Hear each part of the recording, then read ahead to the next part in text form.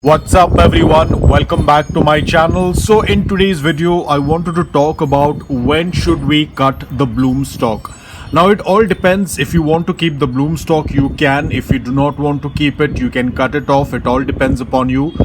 The main reason why I tend to cut is a lot of times my bloom stalks or the flower stalks, they tend to get affected by mealybugs, and it's an unnecessary thing. I do not want them to have that issue because ideally most of my succulents do not have mealybugs.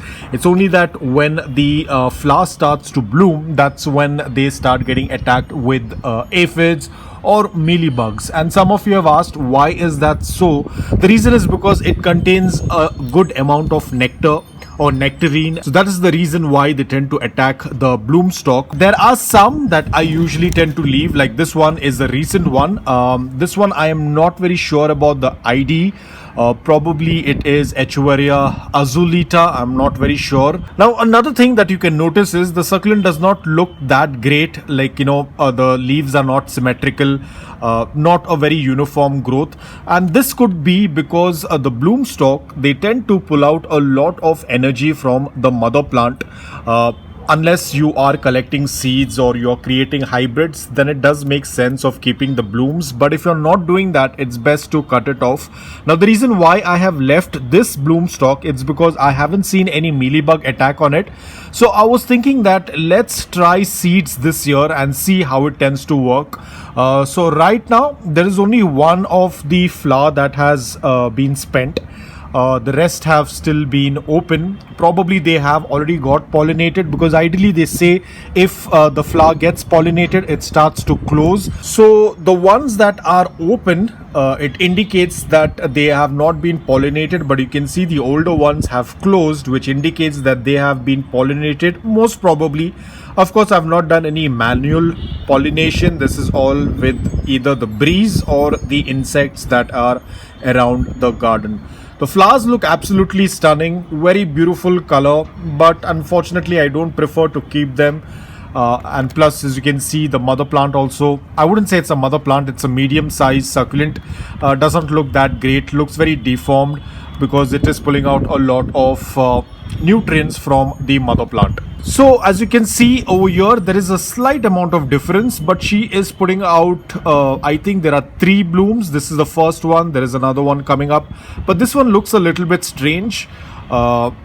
It could be a pup. There is a little bit of confusion. That's the reason why I have left it aside, because ideally the flower stalks, they start either on the first or the second level of the succulent.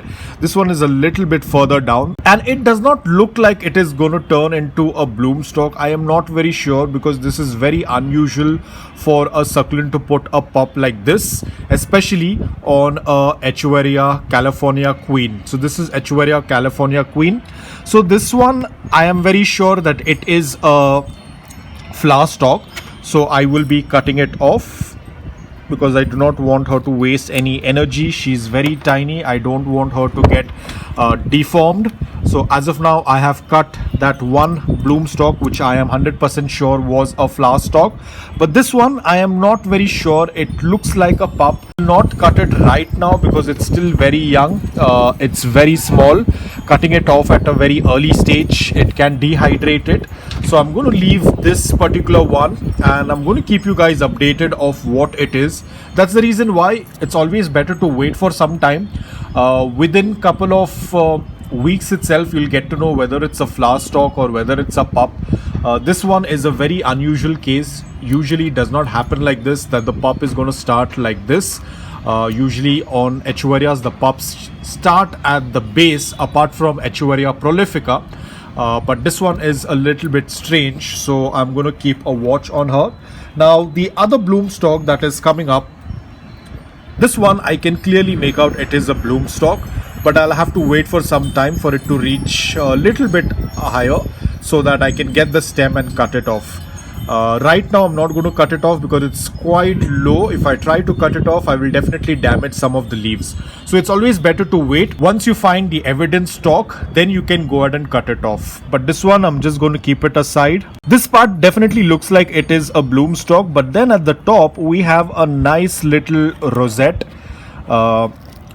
which has a crown area, so I'm not very sure. This is quite confusing. So this is the thing with succulents, they always give you surprises. So I'm going to keep a watch on her. She looks absolutely stunning, very beautiful symmetrical look. I do not want it to be disrupted like this one. This one was a very nice compact rosette before, but ever since it started to get this flower, it started to have this distorted growth. But it's absolutely fine. It looks stunning anyways. So this year I will try to collect the seeds. I have to wait for it to turn completely crisp. Once it turns completely crisp, then we have to take out the seeds. I think once we are done through it, I will definitely show you the video. I'll wait for all of them to turn crisp. And once that's done, once they are crisp and dry, I will take them out and I'll show you the process. Again, I'm not very sure how far I can go with seeds, but let's give it a try. There is no harm. Anyways, they will start to dry.